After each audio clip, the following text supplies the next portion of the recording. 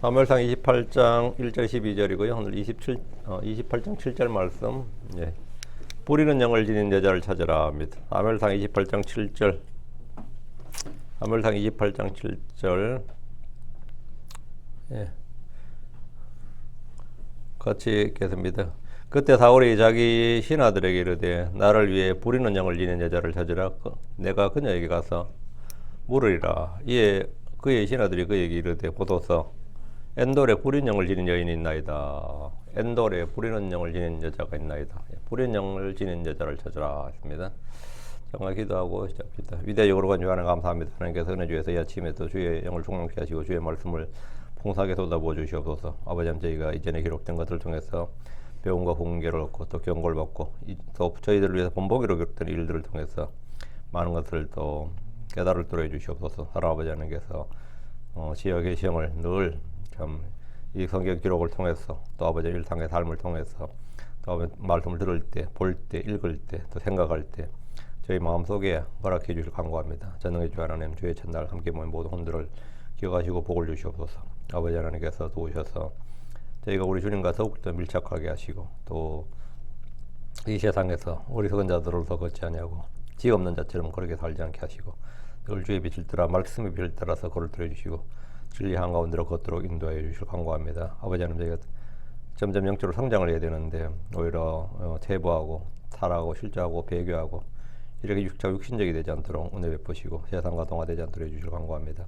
하나님 아버지, 참으로 일어선 선줄 행한 자는 넘어질 줄로 주의하라고 하셨는데 저희가 이 말씀을 통해서 참 이렇게 사골왕과 같이 또 성경에 나오는 많은 본보기로 일하는 일들처럼 그렇게 되지 않도록 해주시옵소서. 제가 믿음의 선한 본을 따라서 우리 주 예수의 발자취를 따라서 그렇게 걷게 해주실 간구합니다. 감사드립니다. 주의 성기도합니다. 아멘.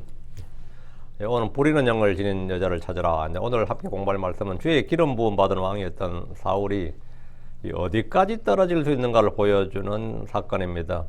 사람이 어디까지 떨어질 수 있는가? 뭐 여기가 바닥인 줄 알았더니 뭐 지하가 있더라. 뭐 그런 말 있죠. 사울왕이 전형적인 그런 케이스예요. 사울왕이 성경에서 이제 이전에 일어났던 일들, 구약에 있었던 사건들은, 다음에 그 인물들은 우리의 배움과 훈계를 위한 것이고 본보기로 일어나서 우리에게 경고를 줍니다. 사울은 자신이 가장 작은 자로 여겼을 때, 자기 지파가 베냐민 지파가 이스라엘 12지파 중 가장 작은 지파고, 이렇게 또 자기 집은 가장 작은 집, 므낫세 지파 중, 이 베냐민 지파 중에서 작은 집이고, 자기 집이 가장 보잘것없는 그 자기를 작은 자로 여겼을 때 하나님 그에게 기름을 부어 이스라엘의 대장이 되게 하셨습니다. 그는 주의 이스라엘의 대장으로서, 주님이 세운 그 이스라엘 대장으로서 나하스가 이끄는 암몬 사람들을 대파하고 길앗을 구원했습니다. 이 일로 그는 백성들의 추대를 받아서 왕이 되었습니다. 일단 기름 부음을 받았다고 뭐 백성들이 왕이 된 건 아니에요. 기름 부음 받은 것이고 그냥 농사 짓고 있었습니다. 그러다가 길앗 지역에 이 암몬 자손이 쳐들어와서 길앗이 항복하려고 하는데 며칠 말미를 달라 그랬죠. 그때 이제 사울이 군대를 모집해서 요르단 동편에 있는 길앗을 구원한 거죠. 그러니까 뭐 완전 민족의 영웅이 돼버린 거, 완전 전쟁 영웅이 돼버렸고 백성들이 와 해가지고 그냥 왕으로 추대해버린 거죠. 그는 왕이 된 후에 이스라엘의 대장이요 왕으로서 계속해서 승리를 거두었습니다. 여러분, 이제 우리가 좀 사울을 좀 우습게 보는 경향이 좀 있죠. 아무래도 다윗이 워낙 걸출한 데다 비교가 되다 보니까 사울을 좀 우습게 보는 경향이 있는데, 사울은 여호수아나 다윗만큼은 아닌지 몰라도 전쟁에서 거의 패배를 안 한 사람입니다. 그 연전연승을 내선 사람이에요. 사무엘상 14장 47절 48절에 보면 이와 같이 사울이 이스라엘의 왕국을 차지하였으며 또 사방에 있던 그의 모든 적들은 모압을 대적하며 또 암몬 자손을 대적하여 또 에돔을 대적하여 또 소바의 왕들과 필리스티안 사람들을 대적하여 싸웠더라. 그가 스스로 어디로 향하든지 그가 그들을 괴롭게 하였더라. 그리고 그가 군대를 모아 아말렉 족속을 쳤으며 또 이스라엘을 노략하는 자들의 손에서 그들을 구출하였더라. 지금 보면 사울이 이스라엘의 왕국을 차지한 후에 뭐 사바에 있던 모든 적들을 쳤다잖아요. 암몬한테 이겼죠. 모압한테 이겼지. 뭐 에돔을 대적에다 쳤지. 사바의 모든 적들, 소바양, 필리틴 어디로 향하든지 그들을 괴롭게 하는 그가 그들을 괴롭게 하고 그들을 쳤다, 이렇게 돼 있어요. 그때까지만 해도 이스라엘 왕으로서 항상 승리하는 왕이었단 말이죠. 패배를 모르는 왕이었다는 거예요. 이때까지만 해도 사울은 전쟁에서 연전연승을 거두었습니다. 그런 그가 죽게 버림을 받게 된 사건이 있었으니 필리핀과의 전쟁을 앞두고 사무엘이 지정해둔 그 1회 동안 기다렸는데 그 1회를 기다리지 못하고 스스로 죽게 번제물을 드린 사건이었습니다. 그 일로 그는 죽게 버림받았습니다. 그리고 아말렉을 진멸하라는 주의 명령에는 그가 이제 좋은 걸 다 남겨뒀죠. 완전한 순종을 한 대신에 선별적 순종을 했습니다. 자기가 생각해서 순종할 만한 건 하고 뭐 못할 건 못하겠고 이렇게 선별적 순종이라고 하는데 이건 참 가장 치명적인 거예요. 아예 안 하려면 안 하든가 불순종하려면 이 선별적 순종을 했습니다. 그런 적장에 나각을 알려주었고 진멸해야 할 것들 중에서 살찐 것과 좋은 것들을 그대로 남겨둠으로써 주의 말씀을 정면으로 오겠습니다. 이 일로 주님은 그를 왕위에서 탄핵 즉 파면을 했습니다. 평범한 농부의 아들이었던 사울이 이스라엘의 초대 왕이 되었다가 접신한 여자를 찾아가는 장면은 주의 기름 부음 받은 사람이 어디까지 타락할 수 있는지를 보여주는 좋은 본보기입니다. 간혹 크리스천들이 어디까지 실족하고 배교할 수 있는지 궁금해하는 분들이 있습니다. 주의 제자였던 베드로는 공개적으로 3번이나 주를 부인했고 그 중에 한 번은 맹세의 저주를 하며 부인했습니다.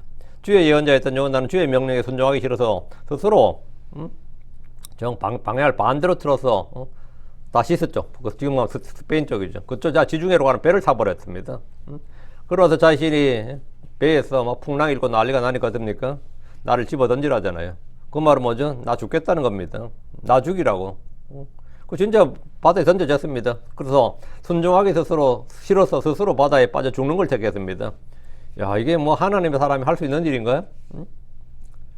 가장 위대한 믿음의 사람 중에 하나인 다윗은 부하의 아내를 취했다가 그녀의 남편을 죽였습니다. 이것도 뭐 막장이죠. 주님의 가장 큰 사랑을 받았던 솔로몬은 마음을 돌이켜 산당들에서 이방신들에게 분양하고 우상숭배자가 되었습니다. 사람이 이렇게 타락할 수 있을까 싶지만 이것이 육신입니다.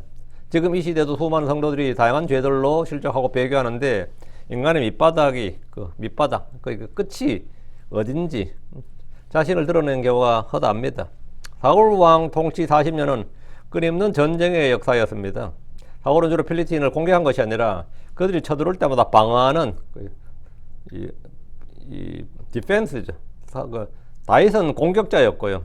이왕 적들하고 싸울 바에는 공격을 해가지고 그들을 쳐서 조공을 받는 식이었고 실제로 다윗 왕 40년은 주변의 나라들이 다 조공을 받았습니다. 굴복을 시킨 다음에 조공을 받았어요. 그렇다면 사울은 그런 공격자가 아니라 적이 쳐들어오면 막고 방어하는 그 방어자 역할을 했죠. 주로 사울왕 통치 40년의 전쟁은 주로 이 방어전을 치르는 그런 사람이었습니다. 근데 다행히 힘의 균형을 이루었기 때문에 그들의 포로가 되진 않았지만 그렇다고 해서 완전한 평화를 이룬 것도 아닙니다. 평화는 압도적인 힘의 우위가 있어야 가능한 겁니다. 우리도 남북한 전쟁이 끝난 후에 지금 70년 동안 맞죠? 70년 좀 넘은 53년 지금 2024년 한 70년이네요. 70년 동안 정말 평화를 누리고 있습니다. 어쨌든 휴전 기간임에도 지금 우리는 전쟁이 안 끝났죠. 종전선언을 했으니까 휴전 기간임에도 이런 평화를 누린 것은 훌륭한 정치인들 덕분이 아니고 국민이 현명해서도 아닙니다. 진짜 한미 상호 방위 조약에 따라서 미국이라는 압도적인 힘을 지닌 군대에 압도적인 힘을 지닌 그 전 세계 1위 천조국이라고 하잖아요. 압도적인 힘을 지닌 나라의 군대가 70년간 서울에 떡 버티고 있기 때문이에요. 뭐 서울만 아니라 한국 곳곳에 있는데 뭐 서울이 지금 평택이지만 휴전선북을 떡 인계철선이라 그래가지고 이런 예가 전 세계 한국밖에 없습니다. 주한미군이 인계철선이라는 것을 사람을 인계 와이어입니다. 와이어. 탁 건드리면 뭐 폭발하잖아요. 그때 미군을 탁 건드리면 자동으로 전쟁이 시작되는, 미국과의 전쟁이 시작되는 그 인계철선이라 그래요. 그 미국 입장에서는 이런 황당한 조약을 왜 맺었는지 지금도 지금 미국에서 제일 황당해야 하는 조약 중에 하나가 한미상호방위 조약이에요. 군대를 후방으로 뺀다가 아니라 최전방에 둔다는 조약이었어요. 이런 황당한 조약이 없어요. 미군을 휴전선 15마일 안에 둔다는 겁니다. 휴전선 15마일 안에. 세상에 이런 미친 대전이나 저 밑에 부산에 두는 게 아니라 휴전선 15마일 안에 둔다. 인계철선이라 그러죠. 이렇게 해가지고 지금까지 70년을 평화를 유지한 겁니다. 그렇지 않았다면 우리나라는 북한에 밀린 게 아니고요. 중국에 벌써 속방되었을 겁니다. 중국은 지금도 한국을 속방시키려고 전방위적 공작을 자행하고 있습니다. 전방위적 공작을 해요. 중국이 주변 나라 민족들 중에 유일하게 합병하지 못한 나라가 하나 있는데 그게 대한민국입니다. 나머지 55개 민족을 심지어 내몽골까지 다 쓸었어요. 또 티벳까지도 뭐 위구르까지도 다 자기들 민족 만들었는데 유일하게 못 만든 게 이 작은 대한민국이에요. 작은 민족. 근데 지금 거의 성공을 앞두고 있는 것처럼 보입니다. 평화를 지키는 유일한 방법은 힘입니다. 이스라엘이 힘이 있을 때 그들은 평화를 지켰습니다. 그들이 힘이 없을 때는 전쟁이 일어났고 포로가 되고 종이 되었습니다. 이것은 성경의 진리고 동서고금의 변함없는 역사적 진리입니다. 사울 왕이 만약 다윗을 군대 대장으로 삼아서 필리스틴을 상대하게 했다면 그가 왕으로 있던 40년 동안 필리스틴을 정복했거나 완전한 평화를 이룰 수 있었습니다. 이는 훗날 다윗이 왕이 되었을 때 이스라엘 주변의 나라들을 모두 정복해버린 걸 통해서 알 수 있습니다. 다윗은 필리스틴의 본토를 치고 그들에게 항복을 받았습니다. 다윗은 모압을 쳐서 정복했고 북쪽에 있는 소방 하닷의 셀을 공격해서 정복했고 다메섹을 쳤습니다. 덕분에 다메섹과 전쟁 상태에 있던 하라당이 자진해서 조공을 마쳤습니다. 남쪽으로는 에돔을 쳤습니다. 동쪽으로는 암몬을 쳤습니다. 사울이 다윗을 대장군으로 삼아서 군권을 맡겼더라면 그의 제 40년 동안 다윗을 통해 이 모든 일을 사울의 업적이 된 거죠. 이러면 이래서면 사울이 40년 동안 이 모든 일을 이룰 수 있었을 겁니다. 그랬다면 사울 왕은 이스라엘 역사에서 추앙받는 왕이고 성경의 역사에서도 그 이름이 남는 위대한 명군 또는 성군으로 인정받았을 겁니다. 그러나 사울 왕은 이스라엘의 가장 유능한 장수인 다윗을 시기하고 그를 죽이려는 전념하다 보니까 국력은 약해지고 작은 나라였던 필리스틴을 상대하는데도 상당히 어려움을 겪었습니다. 전쟁할 때마다 늘 위험을 느낀 거죠. 필리스틴은 이런 이스라엘의 사정을 잘 알고 자주 공격을 했는데 이번엔 상당히 대규모 공격이었습니다. 자, 본문 1절 28장 1절 그 무렵에 이런 일이 있었으니 또 그 무렵에 이런 일이 있으니 필리스틴 사람들이 전쟁을 위해 이스라엘과 싸우려고 그들의 군대들을 함께 모았더라. 이에 아기스가 다윗에게 말하였더라. 너는 확실히 알지니 이는 너와 내 사람들이 나와 함께 싸우러 나갈 것이니라. 다윗이 시글락에 지금 망명생활을 하는 동안에 이 사울에게 있었던 일입니다. 또 그 무렵에 이런 일이 있었으니 그 무렵이란 다윗이 필리스틴에 있는 동안 말이에요. 16개월 있었다 그랬죠. 16개월. 이스라엘과 필리스틴 간의 앙숙관계는 여호수아가 이 땅을 정복하지 않았기 때문에 마치 눈에 가시가 되고 그들의 꼬리가 찌른 것처럼 되었습니다. 이것은 주님이 일찍이 말씀하신 대로입니다. 여호수아 사후에도 정복전쟁은 계속되어야 됐고 완수해야 됐지만 그들은 받은 땅으로 만족하고 전쟁을 멈추어 버렸습니다. 그곳에 있던 이교도들을 다 쫓아내지도 않았습니다. 그것이 결국 지금까지 그들을 괴롭히는 일이 된 겁니다. 필리스틴은 땅도 작았고 그러나 중앙집권제 국가가 아니었습니다. 5개의 부족으로 나누어진 통일국가도 아니니까 당연히 힘이 약하죠. 통일국가면 더 모르는데 5개 부족이 나누어진 그런 나라였는데 이스라엘은 그런 필리스틴을 상대하지 못했습니다. 왜? 이스라엘은 더한 거예요. 자기들은 12개로 쪼개져 있는 거예요. 자기들도 12개로 나라가 중앙집권제가 아니라 사실은 12개의 연방제국가란 말이죠. 그러니까 힘들었어요. 상대하기가. 필리스틴은 이스라엘과 다시 한번 전쟁을 준비했습니다. 이 아기스가 다윗에게 말하는 거예요. 이번에 전쟁하는데 다윗이도 출전한다 이거예요. 너는 확실히 알지니 이는 너와 내 사람들이 나와 함께 싸우러 나갈 것이니라. 이번 전쟁에는 다윗도 나와야 되고 네 군대 600명도 같이 출전해야 된다. 참전해야 된다 그래요. 가드왕 아기스는 이 전쟁에서 다윗과 다윗의 군사들도 참전하도록 명령했습니다. 아기스는 다윗을 믿었고 그가 이스라엘에서 쫓겨난 지금은 자기를 주요 왕으로 섬긴다고 생각했습니다. 그는 지금 다윗에게 속고 있습니다. 다윗은 그의 종도 아니었고 그를 따르고 섬긴 자도 아니었고 단지 아기스를 이용할 뿐이었습니다. 2절 이에 다윗이 아기스에게 말하였더라. 확실히 당신은 당신의 종이 행할 수 있는 것을 아시리다. 이에 아기스가 다윗에게 말하였더라. 그러므로 내가 너를 영원토록 내 머리 지키는 자로 삼으리라. 이 다윗의 대답이 애매하죠. yes, no가 아니고 확실히 당신은 당신의 종이 행할 수 있는 것을 아시리다. 이러면 이게 무슨 뜻이야? 답이 아주 애매해요. 이번 전쟁에 출전하라는 아기스의 말에 다윗은 확실히 당신은 당신의 종이 행할 수 있는 것을 아시리다 이랬습니다. 아주 애매모호한 말입니다. 뭘 어떻게 하겠다는 것이 아니라 자기가 알아서 하겠다는 말이에요. 이 말은 자기가 알아서 하겠다는 말인데 다윗은 이곳에 있는 동안 거짓말쟁이의 사기꾼이 되고 말았습니다. 다윗의 처세수를 보면 크리스천들이 세상에서 저렇게 살아야 하는 것인가 이런 생각이 들 정도입니다. 믿음의 사람들이 세상 사람들 상대로 사기를 치는 경우가 성경에 몇 번 나오는데 그럼 속어서 아주 엄청 열받아 합니다. 크리스천에게 속았다. 근데 상대가 뭐 장로나 집사였다. 그러면 어때요? 진짜 입에 거품 물어요. 상대가 목사였다. 내가 목사한테 속은 거야. 이러면 그냥 사기꾼한테 속은 거보다 몇 배 더 열받아요. 몇 배 더 열받아. 응? 상대가 예언자였어. 어떨 것 같아? 응? 상대가 예언자였어? 진짜 막 분노하죠. 믿음의 사람들이 세상 사람들 상대로 사기를 치는 경우, 거짓말하는 경우가 나오죠.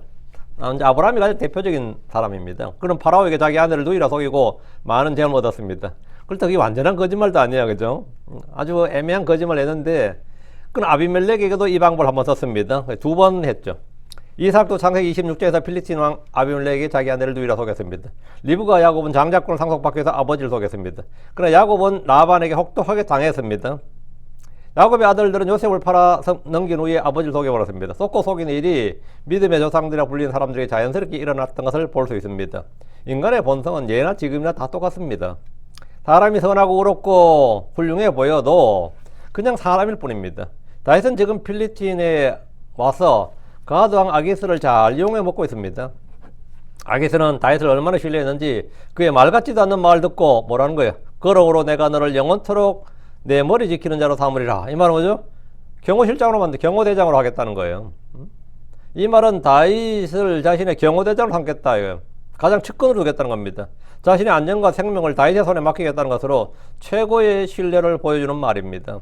이번 전쟁이 끝나면 아기스는 다윗을 그 시글락의 변방에 두지 않고 왕실로 불러들여서 최고의 간직을 내릴 생각이었고 정권의 실세로 만들어줄 것을 약속했습니다. 다윗은 필리스틴에서 듣보잡 취급받는 망명객이 아니었습니다. 3절입니다. 이 한국에도 이런 사람 한 명 있었습니다. 고려시대에 충선왕인가? 그 사람은 고려의 왕인데 고려에 있질 않았어요.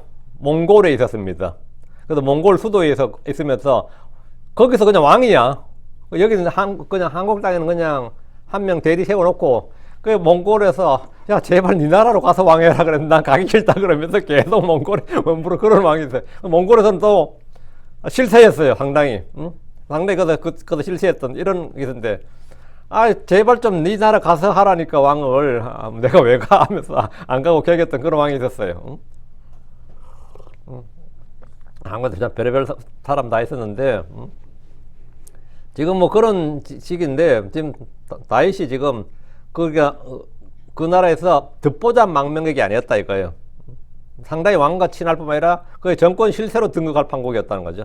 3절 이제 사무엘이 죽었더라. 이에 온 이스라엘이 그를 애곡하였더라. 그리고 그를 라마에 바로 그의 소유의 도시에 묻었더라. 그리고 전에 사울이 부리는 영들을 지닌 자들과 마술사들을 그 땅에서 쫓아내었더라 했는데 사무엘이 죽으면 앞에 나왔었죠. 25장에서 25장 1절에 한번 나오는데 28장 1절에 또 나오는 거죠. 지금 두 번 똑같은 말씀이에요.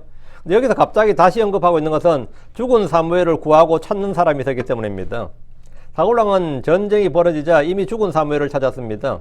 사무엘이 죽었을 때 온 이스라엘이 애곡하고 그를 이제 고향이죠. 사무엘의 도시가 라마니까 라마에 묻었어요.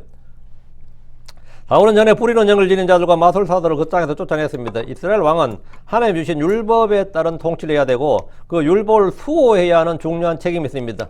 이스라엘 왕의 중요한 책임이 뭐냐면 백성들에게 이 땅에 유대교가 뭡니까? 유일 종교가 되도록 하는 겁니다. 유대교를 수호해야 됩니다. 예전에 이제 로마 교황한테 유럽의 여러 나라들이 왕이 인준받죠. 교황이 인정을 해줘야 되죠. 그때 꼭 서약이 뭐냐면 우리나라에서 카톨릭을 수호한다는 서약을 해야지 교황이 임명을 했어요. 우리가 반드시 카톨릭을 수호하겠다. 그 충성 서약을 잘 해야지 이제 왕으로 하지. 그거 잘 안 하면 안 되죠. 그러다가 중세 계속 잘 돼서 유럽이 지금까지 캐톨릭 국가 된 겁니다.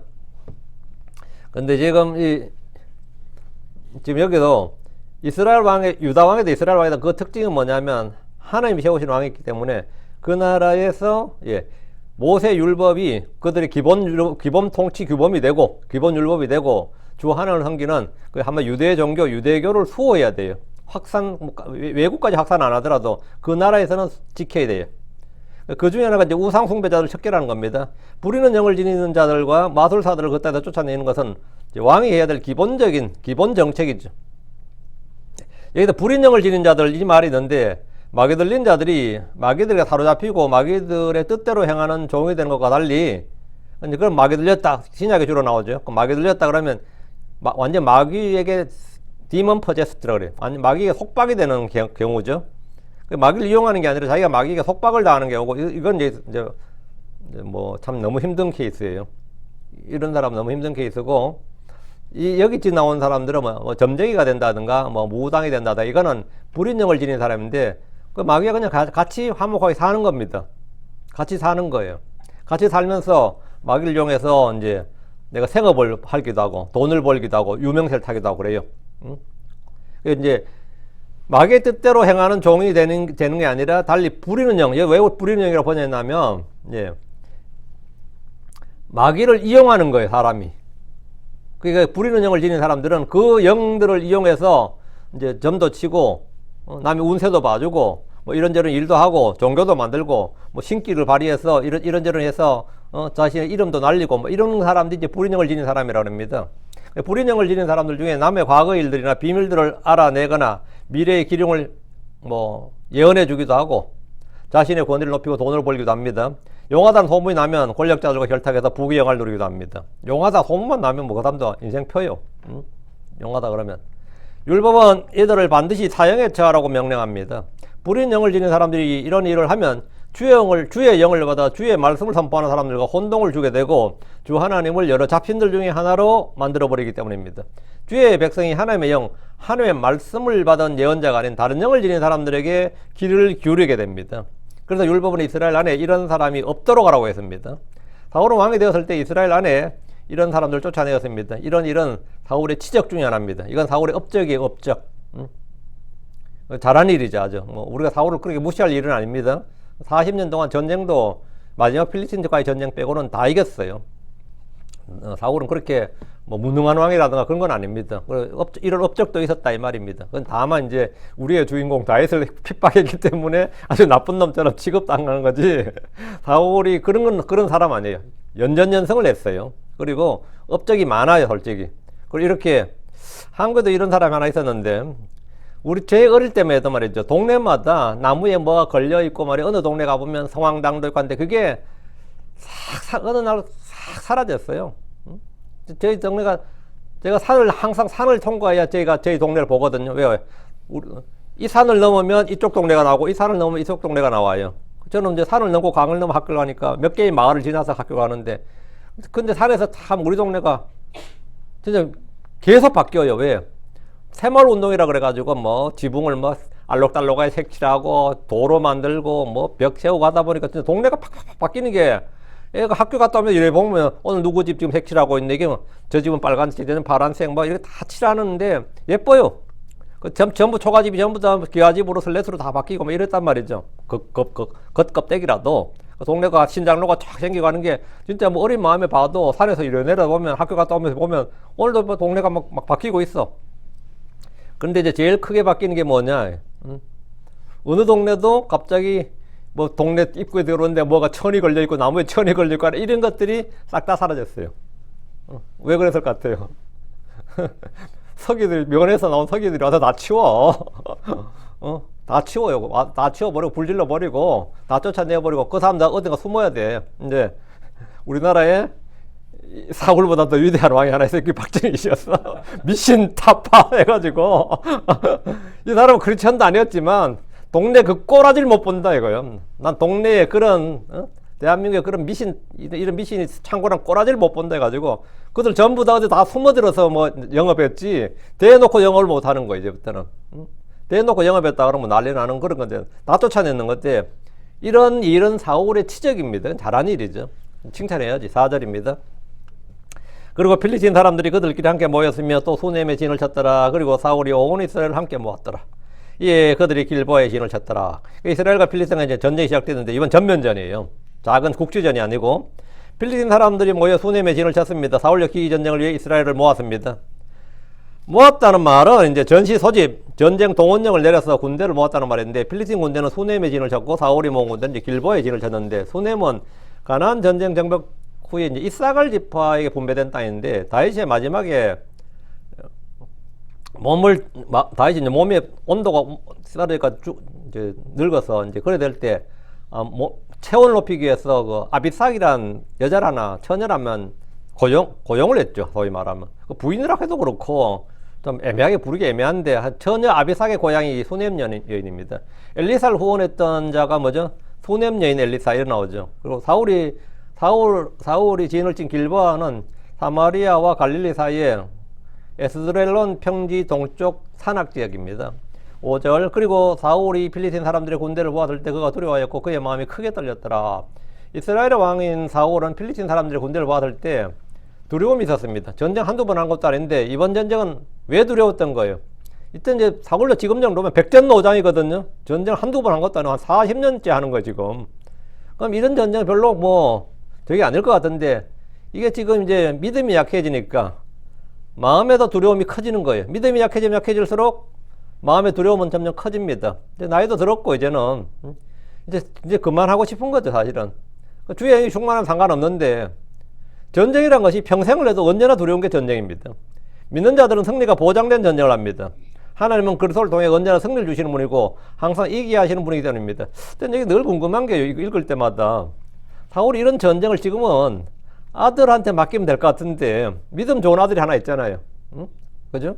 근데 믿음 좋은 그 요나단을 하여 대장군을 삼든지 하면 될 것 같은데 요나단이 안 나와 보면 성경에 끝까지 보면 안 나오거든. 그 죽었다 할 때 나오지. 전에 한번 나오고 안 나와. 이게 좀 궁금하고요. 요사는 전쟁을 두려워하지 않았습니다. 갈렙 역시 늙은 나이도 전쟁에 나갔고 승패를 확신하지 못하고 전쟁에 나간 것이 아니라 승리를 노량물로 얻었습니다. 전쟁은 주께 속한 것이기 때문입니다. 사무엘상 17장 41절에 전쟁은 주께 속한 것인지 그분께서 너희를 우리 손에 넘겨주시리라. 주는 전쟁에 능하신 주이십니다. 믿는 자는 이깁니다. 역대기야 20장 15절에 온 유다와 예루살렘 거주민들과 여호사밧 왕이여 너희는 귀를 기울일지어다. 주가 이같이 너희에게 말하노라. 이 큰 무리로 인하여 두려워하거나 놀라지 말라. 그 전쟁은 너희에게 속한 것이 아니요 하나님께 속한 것이니라. 사람들은 전쟁의 두려움 때문에 이 더러운 평화가 낫다. 전쟁의 두려움이 있으니까 이 전쟁은 너무 싫은 거예요. 그러니까 더러운 평화가 낫다. 아무리 비싼 평화도 이긴 전쟁보다 낫다. 정의로운 전쟁보다 비겁한 평화가 낫다. 별의별 전쟁 피하려고만 별의별 명언을 다 만들어냅니다. 그럼 왜 필리핀이나 이스라엘이 전쟁을 하는 겁니까? 러시아나 우크라이나가 왜 지금 전쟁을 하고 있어요? 미국은 지금 현 시대에 왜 그렇게나 많은 전쟁을 하는 거예요? 제일 잘 사는 나라가 왜 그렇게 많은 전쟁을 해요? 20세기에 미국만큼 전쟁을 많이 한 나라가 없습니다. 20세기, 21세기에. 그 전 세계 모든 전쟁은 미군이 있어요. 왜 그렇게 잘 사는 나라가 우리나라 쳐들어온 것도 아닌데 미국은 왜 그렇게 전쟁을 많이 하는 거예요? 돈과 물자를 들이고 수많은 생명을 희생하면서 왜 전쟁을 하냐고. 그들의 말대로 더러운 평화가 더 낫다며 이긴 전쟁보다. 그럼 이 사람들은 등신들이라도 거짓 하냐고. 그들은 평화가 전쟁보다 낫다는 사실을 몰라서 거짓 하는 거예요. 그럼 모세는 왜 전쟁을 했고 여호사는 왜 전쟁을 했고 다윗은 왜 그렇게나 많은 전쟁을 한 겁니까? 전쟁이 없이는 평화가 없기 때문입니다. 평화는 절대로 공짜가 아닙니다. Freedom is not free. 그런 말 유명한 말 있죠. 평화는 자유라는 것은 공짜가 아니다. 평화는 전쟁을 통해서 얻을 수 있습니다. 평화의 왕이신 예수 그리스도께서 전능자의 큰 날에 전쟁을 통해 이 땅에 평화를 가져옵니다. 저는 크리스천들이 전쟁을 반대하면서 평화를 외치는 걸 기독교 정신인 줄로 착각하는 사람들 자주 봅니다. 우린 그리스도의 좋은 군사들이고 영적 전쟁을 위해 부름받은 사람들입니다. 우린 빛의 갑옷 하나님의 전신갑주를 입고 싸워야 되는 전사들입니다. 주 하나님은 전사입니다. 마귀도 전사입니다. 그렇다면 이 전쟁 한쪽이 완전히 정복당하고 멸망해야 끝이 납니다. 믿음의 선한 싸움을 싸우십시오. 이스라엘은 하나님의 군대입니다. 우리는 크리스천들은 그리스도의 좋은 군사들입니다. 바울은 주의 기름 부음 받은 자로서 이 전쟁을 능히 이길 수 있습니다. 그런데 그는 지금 두려워하고 그의 마음은 크게 떨렸습니다. 왜 그런 겁니까? 그에게는 승리의 확신이 전혀 없었습니다. 그에게 승리를 주시는 하나님이 없었습니다. 그에게 승리를 주신 하나님이 없었다고. 주의 영이 그를 떠나버렸기 때문입니다. 사울은 이 전쟁에서 하나님 없이 싸운다는 것이 너무나 두렵고 떨리는 일이었습니다. 믿음은 확신을 주고 평안을 줍니다. 완전한 사랑은 두려움을 쫓아냅니다. 6절. 그리고 사울이 주께 여쭈었을 때 주께서 그에게 응답하지 아니하셨으니 꿈들로도 우림으로도 예언자들로도 대답하지 아니하셨더라. 하나님과의 관계가 끊어진 거죠. 이게 제일 큰 문제였습니다. 사울은 전쟁을 앞두고 주께 여쭈었습니다. 그러나 주님은 그에게 응답하지 않으셨습니다. 주님과 교제가 단절된 겁니다. 그가 주를 버리고 거부했기 때문에 주님도 그를 버리고 거부했습니다. 하나님은 사울에게 꿈들로도 우림으로도 예언자들로도 대답하지 않으셨습니다. 사울은 전쟁을 하기 전에 주님이 돕는다, 승리를 주신다, 함께 계신다 등의 그런 말을 듣고 싶었지만, 주님이 함께 하신다 그런 말을 듣고 싶었지만 아무런 대답이 없으니 두려움에 떨던 사울은 미칠 지경이 된 겁니다. 그가 평소 큰 믿음의 소유자는 아니었다 할지라도 그래도 주를 믿고 섬기는 사람이었습니다. 평소에는 주님을 찾지 않더라도 이런 위기의 순간에는 어느 누구보다 주를 찾게 마련입니다. 아무리 육신적인 성도들이라도 다급한 일이 생기고 위기가 닥치면 뭐합니까? 주님 앞에 금식도 하고 부르짖기도 하고 철학기도를 하고 남한테 기도 부탁도 하고, 이게 내가 뭐 평소에 아무리 개차반이라도 위기에 닥치면 그렇게 됩니다. 제가 교회도 잘 못 나오고 그랬지만 참 염치 없지만 그래도 기도를 부탁드립니다 그러면 그렇게 하죠. 그러니까 부지런히 주를 찾고 부르짖습니다. 7절, 그때 사울이 그의 종들에게 말하였더라. 나를 위해 불의는 영을 지닌 여인을 찾으라. 이는 내가 그녀에게 가서 그녀에게 물으리라. 이에 그의 종들이 그에게 말하였더라. 보소서 엔돌에 불의는 영을 지닌 한 여인이 있나이다. 사울은 초조하고 다급했던지라 그의 종들에게 말했습니다. 나를 위해 불의는 영을 지닌 여인을 찾으라. 하나님께 답을 못 얻으면 누구에게 얻겠다는 거예요? 하나님으로부터 답을 못 얻으면 누군가로부터 다른 누군가로부터 답을 얻겠다 이거예요. 답을 얻겠다. 예. 그 사울은 주를 찾다가 안 되자 이제 불인형을 찾는데, 이는 크리스천들이 기도하다가 기도응답이 없자 점쟁이를 찾는 꼴입니다. 나를 위해 불인형을 찾으라. 한국식으로 말하면 용한 점쟁이나 무당을 찾으란 말입니다. 지금도 많은 정치인들이나 재벌들로 중요한 사건을 앞두고 점쟁이를 찾습니다. 21세기 문명 사회에 오히려 점집이 더 성행하고 있습니다. 한국의 정치인들도 이 무속과 떨어질 수가 없습니다. 지금 현재 대통령 하는 사람도 어때요? 무속과 강하게 연관돼 있다고 막 지금 그렇게 막 공격을 많이 받잖아요. 뭐 인터뷰할 때 왕자 쓰고 나왔다든가 해가지고 난리죠. 지금 뭐 다음 대통령 나서겠다고 지금 설치는 사람도 있죠. 그 대구에 우리 대구시장 하는 분도 있거든요. 지금 그분 이번에 얼마 전에 아버지 무덤 산소 옮겼거든요. 명당을 찾아야 될 거 아니야. 명당을 찾아. 이놈 한국 사람들이 이게 풍수지리야. 이거 참 이거. 지난번에 제가 기억나는 사람 이해창 씨가 지금 아직 살아 계실 거예요. 그분도 진짜 독실한 캐톨릭입니다. 그분 집안 대대로 독실한 캐톨릭으로 유명합니다. 근데 그분도 아버지 산소 옮기셨어요. 묘지 옮겼고. 묘지 옮긴 사람 한둘 아닙니다. 여러분이 아는 김대중 대통령도 캐톨릭 신자라 그러기도 하고 개신교에서 좀 왔다 갔다 하긴 하지만 어쨌든 굉장히 독실한 신자로 알려져 있어. 나름 죽음도 많이 경험도 많이 했고 다들 그렇게 인정해요. 그분도 산소 옮겼어요. 산소 안 옮긴 사람이 거의 잘 없습니다. 산소 안 옮기는 사람, 대통령 나서려면 뭐 그거부터 실실 찾아 옮기는. 무속과 정치는 뭐라? 이렇게 무속과 연관이 되어 있다고. 그건 자기는 크리스천이래 그러면서. 응? 지금 현재 21세기 문명사회에서 오히려 점집이 더 성행하고 있습니다. 더 성행하고 있고, 무속 산업은 해마다 가장 빠른 속도로 성장 속도를 자랑해요. 그만큼 수요가 많다는 뜻입니다. 한국의 크리스천들 중에 많이들이 인생의 중요한 결정을 앞두고 또는 결혼 날짜를 잡거나 이사하는 날까지 점쟁이에 묻습니다. 그 점쟁이 왜 묻냐 그러면 이왕 하는 거 뭐 길일이 좋지 않냐, 나쁘다고 하는 날 굳이 할 필요가 있냐 이러는 거예요. 응? 내가 꼭 그걸 믿어서가 아니라 이러면서는 내가 꼭 그걸 믿어서가 아니라 꼭 나쁘다는 날을 할 필요 없지 않은 이러면서 변명을 딱 하면서 그렇게 하죠. 응? 그때 나쁘다는 날에 하면요 예식장도 값이 싸요. 그날은 사람들이 결혼을 다 피하는 날이다 그러면 염가로 할인이 된다고. 그런 날을 딱 골라야 된다 크리스천들이. 그런 날을 딱 골라야 되는데 뭐 그런 남들 다 피하는 날을 누리니까 왜 해? 이런 식으로 안 한다고. 그런 날을 택해. 그런 날을 택하라고. 그 집 되게 재수 없는 집이다 하면 그런 집을 사고. 그럼 싸잖아 무엇보다도.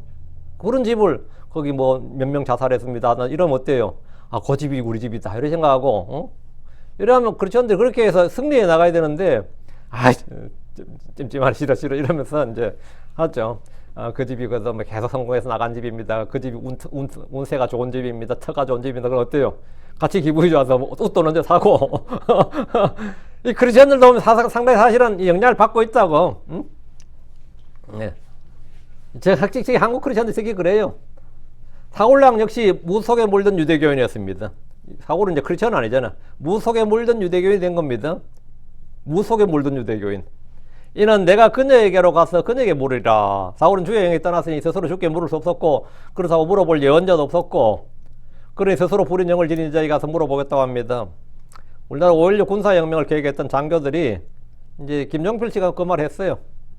그때 김정필 씨가 5.16 혁명할 때 나이가 몇 살이었을 것 같아요? 28살이었습니다.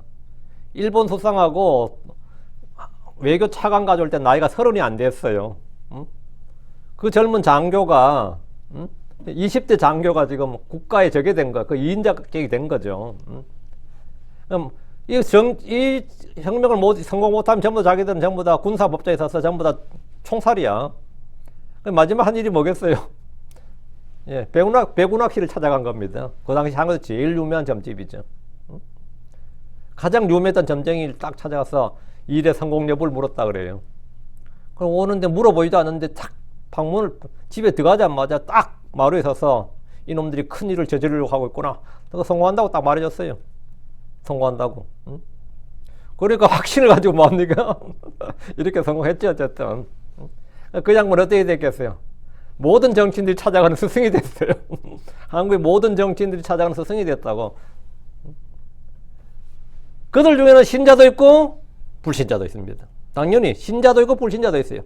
사울의 말을 들은 사울의 종들이 보소서 엔돌에 불인 영을 지닌 한 여인이 있나이다 이렇게 대답했는데 사울을 찾는 여자가 있다는 겁니다. 사울이 지금 찾고 있는 여자가 이스라엘 땅에 없는 게 하나 있어. 사울의 다급함과 두려움을 아는 그의 신하들은 사울의 어리석은 짓을 막지 않고 도리어 부추겼습니다. 불인 영에 가서 물어보라는 말이죠. 왕이 주를 두려워하면 그의 곁에도 그런 사람들이 있습니다. 왕이 주를 버리고 주의 말씀에 떠나면 그의 곁에도 그런 사람이 있습니다. 8절. 그리고 사울이 자신을 변장하고 다롯을 입었고 그가 두 사람 함께 갔으니 곧 그들이 밤에 그 여인에게 갔더라. 또 그가 말하였더라. 내가 내게 청하노니 나를 위해 불인 영으로 점을 쳐서 내가 내게 지명할 사람을 나를 위해 위로 데려오라. 그냥 점만 치는 게 아니라 독특한 주문하는 거죠. 내가 내게 지명할 사람을 나를 위해 위로 나를 위해 위로 데려오라. 이 말은 뭐예요? 초혼이라 그럽니다. 이걸 초혼. 혼을 부른다. 불을 초자예요. 초대한다. 혼을 불러올리라 이 말입니다. 지금 초혼술이라 그러죠. 초혼술을 좀 하는 거예요. 사울은 왕복을 입고 엔돌의 불인 영을 지닌 여자에게 갈 수는 없었을 겁니다. 누가 보기라도 하면 그런 수치가 없습니다. 전에는 이들을 모두 쫓아내고 멸했던 사울 왕이 갑자기 불인 영을 지닌 사람을 찾는다는 것은 백성에게 보이기라도 하면 그런 망신이 없습니다. 사울은 변장을 하고 자기 종들을 두 사람과 함께 갔습니다. 그들은 밤에 갔는데 이는 사람들의 눈에 띄지 않기 위해서입니다. 그리고 그는 그 여인에게 부탁을 했습니다. 나를 위해 불인 영으로 점을 쳤어. 내가 내게 지명할 사람을 나를 위해 위로 데려오라. 근데 한국에는 다행히 점술 중에도 이건 잘 없어요. 한국은 그냥 점을 보지 부리는 사람을 찾아오라든가 뭐 데려오라든가 이런 건 주문은 거의 안 합니다. 왜요? 이게 나라마다 이게 틀립니다. 근데 미국만 해도 이런 경우가 많이 있어요. 여기 점집에는 여기는 점집에 가면 이런 걸 많이 주문한다 그래요. 들어보니까 사울은 그냥 점을 치러 온 게 아닙니다. 전쟁의 승패 여부를 알려고 한 것이 아닙니다. 사울이 지금 찾는 사람은 죽은 사무엘이었습니다. 사무엘은 하나님의 선견자로서 그가 한 말은 한마디도 땅에 떨어지지 않았기 때문에 가장 신뢰할 수 있는 사람이었습니다. 사울은 지금 죽은 사무엘을 불러내기 위해서 이곳에 왔습니다. 이 점치는 영을 가진 이 불인 영을 지닌 이 여자에게 점괘를 얻으려고 온 게 아니고 이 여자 말을 믿을 수가 없고 이 여자를 통해서 사무엘을 불러올리고 그 사무엘의 말을 들어야 되는 거예요. 지금 사울이 믿을 수 있는 유일한 존재는 사무엘밖에 없는데 문제는 사무엘이 지금 뭐죠? 죽었으니까 사무엘을 불러올리라는 거예요. 사무엘을 불러내기 위해서 이곳에 왔습니다. 그는 점을 쳐달라는 것이 아니라 초혼을 해달라는 겁니다. 내가 내게 지명할 사람을 나를 위해 위로 데려오라. 그런데 이게 가능한 일입니까? 이게 불가능한 일이죠. 사울은 이것이 불인 영을 지닌 사람이 할 수 있는 일이라고 믿었던 것처럼 믿었던 것인지 좀 의심스러운데 사울이 원한 것은 점쟁이 점술이 아니라 죽은 사무엘을 만나는 것이었습니다. 9절. 이에 그 여인이 그에게 말하였더라. 보라, 내가 사울이 행했던 일이 무엇인지 아나니 그가 불인 영을 지닌 자들과 마술사들을 이 땅에서 끌어버렸느니라. 그런즉 내가 어찌하여 내 생명에 올무를 놓아 나를 죽게 하려느냐. 함정수사인 줄 아는 거죠. 이 여자가 함정수사라고 생각한 거죠. 사울의 요구에 접신한 여자여 불인 영을 지닌 이 여자는 보라, 내가 사울이 행했던 일이 무엇인지 아나니 했어요. 사울 왕이 전에 불인 영을 지닌 자들 마술사들을 쫓아내고 죽인 일이 있었고 또 그렇게 하는 사람들도 뭡니까? 징계라거나 벌을 줬단 말이죠. 당시 이스라엘의 마술사들에게는 사울왕의 이런 정책은 그들에게 큰 위협이 되었던 것은 사실이었습니다. 도시마다 있었던 불인형을 지니는 자들, 마술사들의 명맥이 끊어질 정도였던지라 누구라도 감히 선뜻 자신이 그런 행위로 영업을 하지는 못했다는 겁니다. 누가 신고라도 해버리면 단번에 목숨이 위험해지기 때문입니다. 그래서 이 여자도 찾아온 고객을 선뜻 받지 못하고 일단 거절을 했습니다. 그런즉 내가 어찌하여 내 생명의 올무를 놓아 나를 죽게 하려느냐. 네가 나한테 이런 일을 시키는 것은 나를 죽이는 일이다 이 말이에요. 이 말은 내가 다시는 그런 짓을 했다가는 죽는다 이 말이죠. 이들에게 사울 왕이 가장 무서운 사람입니다. 아직 왕이 살아있는데 이런 짓을 할 수 없다는 겁니다. 생명을 걸어가면서까지 돈벌이 하겠다고 이 짓을 하겠느냐 이거예요. 아직까지 이 여자는 자기를 찾아온 고객이 사울 왕이라는 사실을 알지 못했습니다. 10절 이에 사울이 주를 두고 그에게 맹세하고 말하였더라. 주께서 살아계시거니와 이 일로 어떤 처벌도 내게 일어나지 아니하리라. 그 엔돌의 불인형을 지닌 여인이 사울의 요청을 거절하자 이 일로 그녀가 생명의 위험을 당할 일이 없을 것이라는 안전을 보증해 준 겁니다. 주께서 살아계시거니와 이 말씀은 주님이 살아계시는 것만큼이나 확실하게 그 정도의 사실성을 보증해 주는 겁니다. 이 세상의 모든 것이 불확실합니다. 눈에 보이는 것도 믿을 수가 없습니다. 그러나 사람에게 한 가지 확실한 것이 있다면 죽는 것입니다. 죽음은 확실합니다. 유대인들에게 그보다 더 확실한 것, 인생에서 죽음보다 더 확실한 것이 하나 있는데 그것은 바로 주께서 살아계시다는 겁니다. 주께서 살아계시거니와 이 말은 사람은 다 죽거니와 이거보다 더 확실한 말이에요. 그래서 맹세나 약속을 할 때 주께서 살아계시거니와 이렇게 하면 불변의 진실, 진리, 확실성, 안전을 담보해 주는 겁니다. 주께서 살아계시는 것만큼이나 내가 이 일로 어떤 처벌이나 형벌도 없을 것이다. 내가 이거는 보증한다 이거예요. 엔돌에 접신한 여자가 이 일을 했다고 해서 그녀에게 처벌이 없는 정도의 확률은 주님이 살아계시는 것과 같은 확률 100%다 이 말입니다. 100%다. 한마디로 100% 이상. 사울은 그녀에게 완전한 안전을 담보해 줬는데 이는 이 일을 요청한 그가 왕이었기 때문입니다. 불인형을 지닌 여자는 자신을 찾아온 손님이 누구인지 아직 알지 못했습니다. 이 정도면 그 당시에 그죠? 용한 점쟁이는 아니에요. 그죠? 딱 찾아오는 것만 딱 알아버려야 돼요. 11절입니다. 그때 그 여인이 말하였더라. 내가 누구를 내게로 위로 데려오랴. 이에 그가 말하였더라. 나를 위해 사무엘을 위로 데려오라. 불인형을 지닌 여자는 이 사람이 절대 당국에 신고를 하거나 자기 생명의 올무를 놓을 사람이 아니라는 사실을 알고는 말한 겁니다. 내가 누구를 내게로 위로 데려오라. 너를 위해 누굴 데려올까? 주문해라 이거죠. 이 말은 이 여자가 평소 남의 길흉화복을 점쳐주는 자가 아니라 죽은 자의 혼을 불러올리는 초혼술사였다는 사실을 알려줍니다. 그녀는 죽은 사람이라도 누군가를 불러올릴 수 있고 이름만 대라 그러는데 참 이 세상의 일이라는 게 참 희한해가지고 말이죠. 우리 이 시대가 과학의 시대고 기술교육 혁명의 시대라 그렇게 정보혁명의 시대라 그러지만 우리가 이해되지 않는 일들도 상당히 많이 있어요. 실제로 우리 아버지가 죽었는데 비밀번호를 모르게 해놨는데 분명히 돈은 많이 남겨놓고 죽은 것 같은데 그냥 갑자기 죽어버렸어. 그리고 이런 사람 초혼술사를 찾아가서 아버지를 불러내서 비밀번호 알아내고 비자금 어디지 알아내고 하는 경우도 많이 있어요. 실제로. 어떻게 하겠어? 그거 다 포기하겠어요. 어떻게 해요? 용한 이 엔돌에 이 불인형을 지닌 여자처럼 찾아가는 겁니다. 그래서 찾아가가지고 그럼 그거 또 안 맞으면 어쩔 줄 없는데 또 맞춰내요. 또 맞춰내가지고 돈 찬 사람도 많이 있어요. 그러니까 별일 다 있다고. 그러면 그런 사람 중에서는 나한테 얼마를 주겠느냐 이렇게 또 사자면 얼마를 주겠느냐 또 이러고.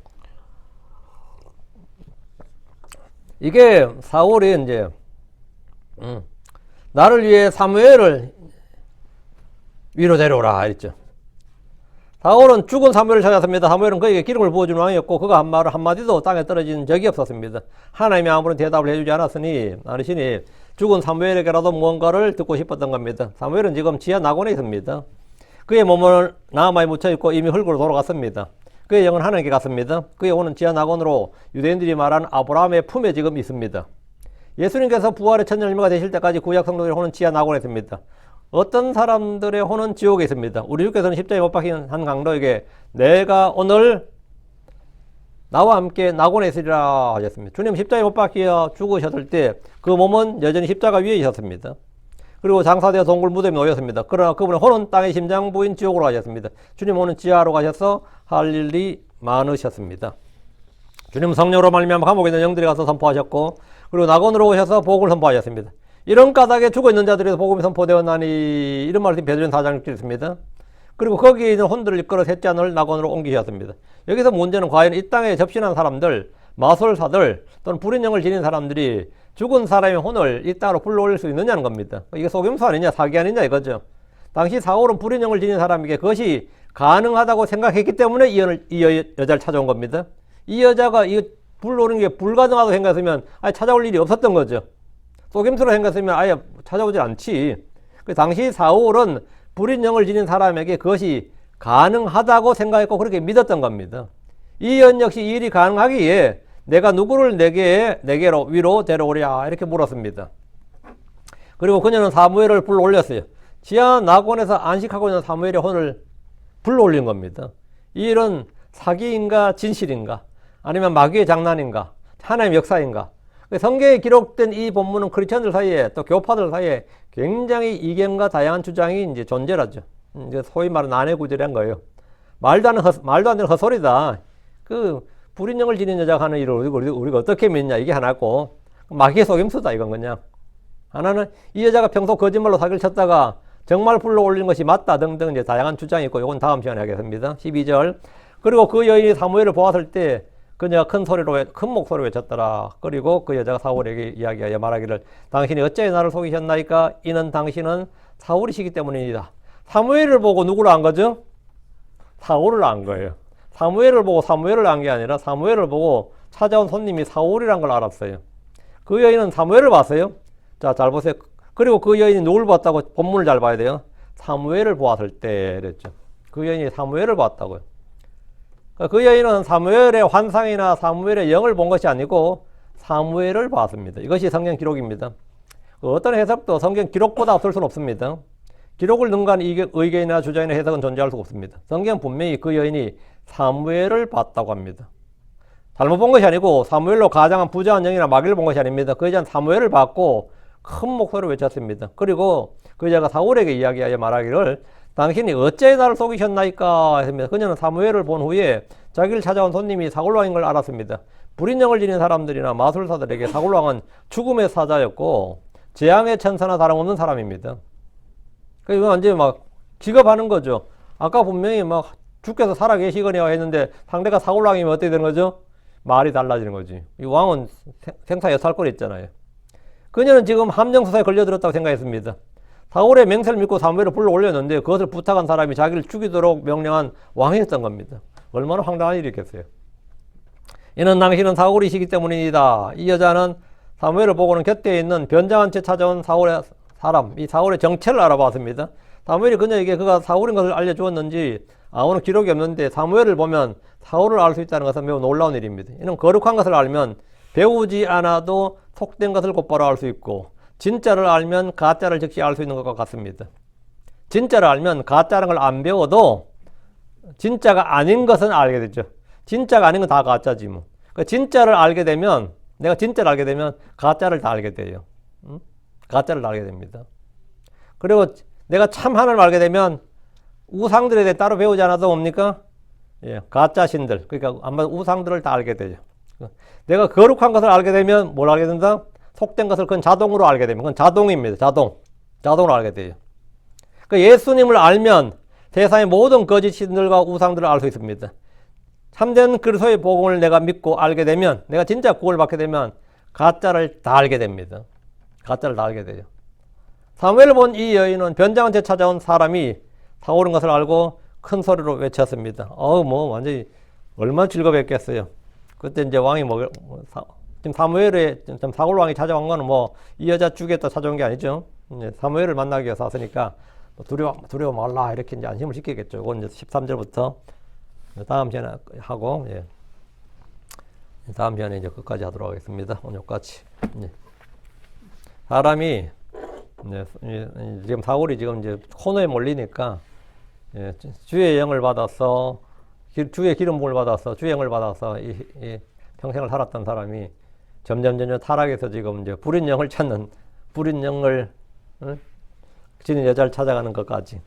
이제 밑바닥을 보여주죠. 밑바닥을 보여주는데 사람이 어디까지나 믿는 사람이 어디까지나 미끄러질 수 있고 배교할 수 있고 실족할 수 있는지를 우리 성경을 통해서 참 많이 볼 수 있습니다. 그중에 사울이 이제 그냥 대표적인 사람이죠. 잠깐 기도합시다. 우리는 넘어지지 않도록 배교하지 않도록 실족하지 않도록 늘 믿음에 굳건하게 설 수 있도록 그렇게 주님의 은혜를 구해야 됩니다. 기도합시다. 위대하고 거룩한 주 하나님 감사합니다. 하나님께서 은혜 주셔서 참 저희로 하여금 그리스도 안에서 또 진리 안에서 또 우리 주 예수 이 주의 말씀 안에서 깊이 뿌리를 내리고 든든히 세움을 받도록 해주시길 간구합니다. 아버지 나는 이 세상의 어떤 풍파로 인해서 어떤 환경으로 또 어떤 사람들로 인해서 저희가 쓰러지거나 넘어지지 않도록 해주시옵소서. 아버지 하나님 저희가 하나님의 말씀을 듣고 믿고 행하는 자가 되게 하셔서 아버지 하나님 저희가 이 땅에서 아버지 참으로 이 물 위를 걸을지라도 그 물에 빠지지 않게 하시고 불 속을 걸을지라도 거기에 해를 입지 않도록 해주시옵소서. 아버지 사방에서 적들로 우겨삼을 당하고 원수들이 넘칠지라도 주 하나님께서 저희를 둘러 진을 쳐주시고 주님께서 친히 저희의 방패가 되시고 산성이 되시고 요새가 되시고 저희의 피난처가 되시고 아버지 하나님께서 저희를 인도하여 주셔서 오히려 그 모든 고난이나 모든 어려움들을 거기서 저희가 휩쓸리는 것이 아니라 오히려 견뎌내고 이겨내고 승리하는 자들이 되도록 인도해 주시옵소서. 전능자 주 하나님 저희가 믿음에서 쇠퇴하지 않도록 해주시고 오히려 믿음이 점점 자라나게 또 더욱더 풍성해지도록 그리고 성장하도록 해주시길 간구합니다. 그리고 선한 믿음의 그 진전을 이루고 선한 열매들과 의의 열매들 성령의 풍성한 그런 열매들을 거두도록 인도해 주시고 복을 주시옵소서. 전능자 주 하나님 말씀에서 늘 은혜를 받도록 해주시고 주의 영으로 충만하게 되도록 해주시길 간구합니다. 교회의 여러 지체들을 기억하시고 말씀에 늘 은혜를 받게 하여 주십시오.